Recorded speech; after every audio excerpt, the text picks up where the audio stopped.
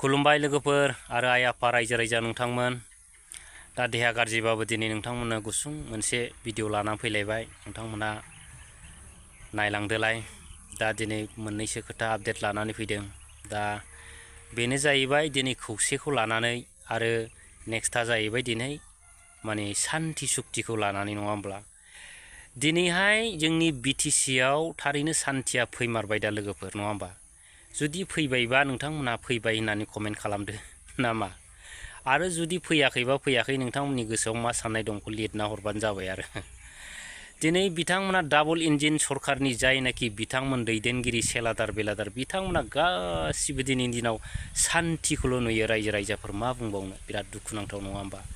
दिनै शान्ति फैबाय गोजोन थासारि जाबाय प्रमद बिथांनि दैदेननायाव बेफोरबायदि अनेक खोथा बेफोरबायदिल' नुसै आरो किन्तु शान्तिया मा पिस एकर्डआ मा दिनै बिनि सोमोन्दै अनजालि दैमारि मेडामा बेखौ गोलावै माने एसेब्लाबो माने बुंफोरथि होदों बिथाङा दा बिथांनि भिडिअखौ नोंथांमोना नायलां आरो बेजों लोगोसे दिनै डाबल इन्जिननि डायनामिक लिडारफ्रा नायनानै लानो गोनां आरो नैबे भिडिअखौ जिखुनु प्रमद बर' बिथाङानो हक जिखुनु सोरबा फेरेंगायानो हक सोरबा गबिन्द बसुमतारियानो हक सोरबा बै बमब्लं दामलाबायग्रा आदै राकेश बिथांमोनानो हक दिनै नैबे भिडिअआ बिथांनि थाखाय बा बिथांमोननि थाखाय जोबोद इम्परटेन्ट लोगोफोर दिनै बिथांमोना शान्ति होनदों शान्तिया मेयाव बबेयाव जाखो नङा होमबा माखौ शान्ति होनो बिथांमोना दिनै अनजालि मेडामनिफ्राय सोलोंनानै लाबानो जाबाय बे भिडिअखौ नायलां बे समावबो जों नुनो मोनबाय थादों गोजोन गोरोबथानि उनावबो दिनैसिम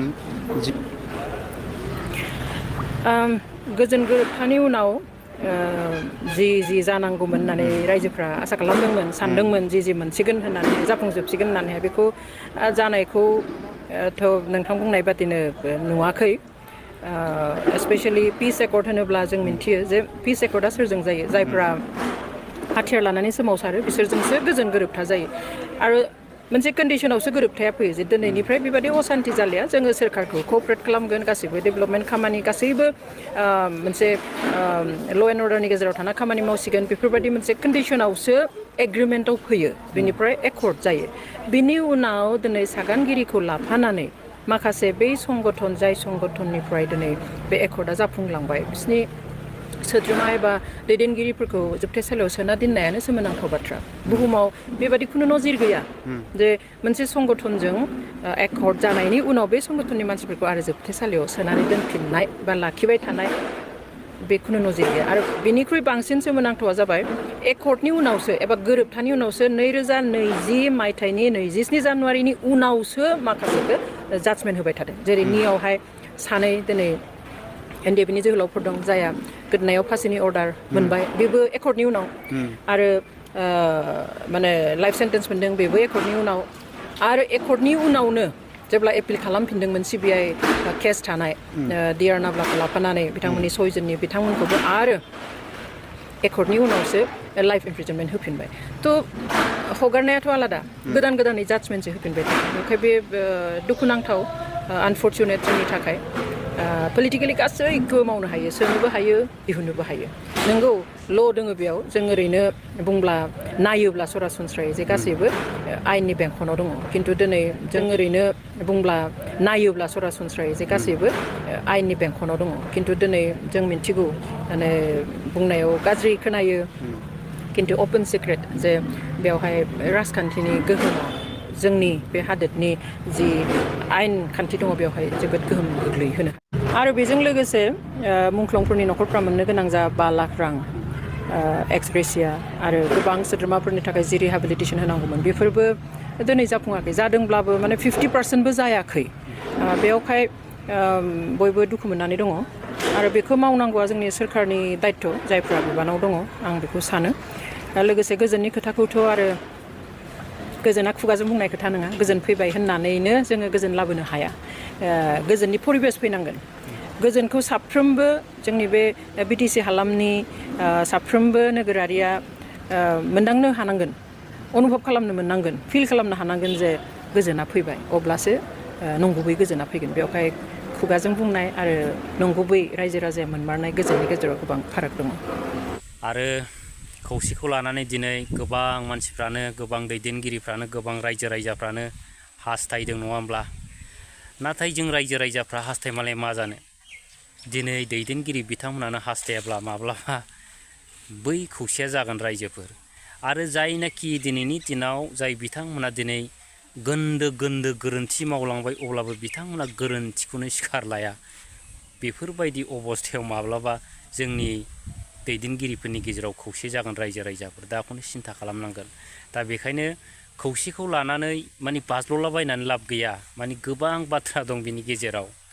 दिनै जों बेखौनो साननांगोन माने समखौसो जों नेनांसिगोन होननानै साननांगोन आरो दिनै जों बेखौबो साननो गोनां बिथांमोनहा गोबाव समनिफ्रायनो बा बेसेबांबा गोबाव समनिफ्रायनो BPF खौ थेर बेथेर खालामनो होननानै ओंखारबोनाय दलाखि दिनै BPF हान्जाजों लोगो जानानै खामानि मावगोन बेखौबो साननो गोनां खोथा रायजो राजाफोर दा जिखुनु हक बिनि फारसे दिनै प्रहलाद ब्रह्म सारा गोबां बेसेन गोनां बिबुंथि होदों रायजो राजाफोरनो फोरमायदों दिनैनि दिनाव खौसेथिया जामारगोन ना जामारा आरो खौसेथिनि गेजेराव माने मा हाबनानै दं बेखौ फोरमायदों नोंथांमोनहा प्रहलाद ब्रह्म सारा मा बुंदों बेखौ एसेब्लाबो खोनासंनानै लाबानो जाबाय जोंहा दाख्लै हिन्दी रायलायनायखौ नुखाबाय नोंथांमोना पार्लामेन्ट सेसनाव नङा होमबा बे मानसिया बे साउथ इण्डियानिफ्राय फैनाय लिडारफोरजों बोरै रायलायनो हम सेक्रेटारिजों बोरै रायलायनो बे हिन्दी बालाफोरजों बोरै रायलायनो दा बिनिफ्रायनो बुजियो जोङो UPPL नि गेजेरजों जों BTC खौ रैखा खालामनो हानाय नङा BTC खौ जों जौगानो हानाय नङा बे मोनसे फोरमान जादों आरो माने BPF आरो UPPL नि गेजेराव जिथु ज' जानायनि बाथ्रा सावरायगासिनो जुदि गमामायै जामारोब्ला BTC नि सिटनि सिटआ सोरनि थाखाय जानांगोन होननानै दा बेखौ जों खोनादों एबसुनि नेतृत्वआव सोलिगासिनो दङ दा बिसिबां जे आगबारिदों बेखौ जों जेबो बुंनो हाथ'वा दा बेवहाय जायोब्लाथ' BTC बासिफोरनि थाखाय मोजां जिहेतु जेनाखि माबाफोर जे नेसनेल पार्टिफोर बिसोर आनसलिक पार्टिफोरखौ माने मनक लाबनानै धंस' खालामो दा जेरेखम आसामाव EGP खौ खालामबाय अनेकथा पार्टिया थैलांजोब्बाय दा बेबादिनो जोंनि पार्टियाबो बे UPPLआनो जा BPF आनो जा बा GSP आनो जा आनसलिक दलफोरखौ बिसोर लासै फोजोबलांनायनि मोनसे बेबस्थाखौ खालामबाय थायो गतिके बेवहाय दिनै आनसलिक दलफ्रा मिलायनो हायोबा मोजांमोन खिन्थु नाथाय दिनै नुहुरो बिराद माने कठिन खामानि बेफोर दा मा अपसन होनानै खालामगोन नोङो ना पार्टिखौ सोरबा सिफायलायनो हागोन UPPLआ सिफायगोन ना BPF पार्टिखौ सिफायगोन दा 2020 शेयार खालामनायाव बिथांमोना मानिगोन ना मानिया बे आरो बिदि जाथ्राबा बिथांमोना इलेक्सनखौ दे गावबा गाव गेलेलायसै सरकार दानायावल' BJPजों दा थांसै बेबादि हायोबाथ' थांनाय बारावबो जायोमोन नङा होमबा थांनाय बारावबो जायोमोन हाग्रामा सारा जेखौ आपिल खालामदोंमोन जे जों नेसनेल पार्टिखौ सोनो नाङा BPFजों UPPLजों सरकार दादिनि बेखौ खालामदोंमोन नाथाय बिथांमोना बे खोथाखौ मानियाखै दा सेम जिनिसखौ बिथांमोना दा हांख्रायफैफिनदों BPFनि आथिं हमफैनांदों हाग्रामा महिलारिनि आथिं हमफैफिननांदों दा बे जाबाय प्रमद बर'नि दुरबलथा प्रमद बर'आ गावनि दुरबलताखौ मिथिनानै बियो गाव डाइरेक्ट हायैनि दुलाराय बर' फरायसा आफादखौ दिनै हाथियार हिसाबै बाहायबाय थादों जाहाथे गावखौ बिपदनिफ्राय बासायनो हायो प्रमद बर'हा दिनै लामायानो गैला बेराफारसेथिं सागर बेराफारसेथिं अर ओरै थांब्ला सागरावथ' मन' जाखाबायनो गोदोनासिम मन'खाबाय बेखौ दा खर'ल'सै बाखि हां लानो आन्था दंथ'मोन जा दा बेखौ BTC इलेक्सन मन'खासिगोन दा मन'नो होननानैनो हारसिङै गेलेगोन होननानै दिनै BJPआ अलरेडि डिक्लेयार होखाबाय नङा होमबा दा बेराफारसे सागरा बेनो NDPनि समस्या स्कुल कलेजनि समस्या साख्रि बाख्रिनि समस्या आइजोफोरनि समस्या सिमा बारायनायनि समस्या दिनै BTR रेकर्डनि इमप्लिमेन्टेसननि समस्या बे जाबाय मोनफा मोनफा अर बे अराथ' ओरैनो नागारनाय नङा नोंखौ दा अराव बारसोमनानै थैनो ना सागराव बारसोमनानै थैनो दा बे लामाखौ आगोर मोनैनि बे एबसुनि फाफ्लियाव गाखोनानै बे हाग्रामा महिलारि सारनि आथिं हमनानै बे हाग्रामा महिलारि जावनाय नावआव गाखोफानानै बोरैबा रैखा मोनो खोमा बेखौ दिनै नाजाबाय थानाय जादों आरो ना दा जोंबो आसा खालामदों खौसे जानो हायोबाथ' मोजांनिफ्राय बुंनांगौ जेबो बाथ्रा गैया खिन्थु खौसे जानायनि नामाव जुदि BPFखौबो धंस' खालामनो नागिरदोंबा बिसोर गाज्रि बाथ्रा जागोन दिनै नुबाय थादों जोङो बिथांमोनहा खौसेनि बाथ्रा बुङो नाथाय जोंनि BPFनि नेताखौ साफा बख्ल' लांबाय थादों दा खौसेथि जानायनि बाथ्रा रायलायबाय थादोंबा मानो जयेन होलायनांगौ जोंबो बिथांमोननि लिडारखौ जोंबो लाबा जोंनि लिडारखौ बिथांमोना लांनो नाङा देट मिन्स बुजियो बे सायाव बे प्रमद बर'नि इउटुब मोनसे गेमखौ माबादिसो जों दा नुबाय थादों आरो मालाय दा बेखौ स्पस्ट खालामना होथों नङा होमबा एबसुआ स्पस्ट खालामना होथों एबसुआ दायथ' लादों बेराफारनैनि लिडार BPFनि लिडारखौबो बिथाङा कन्ट्रल खालामथों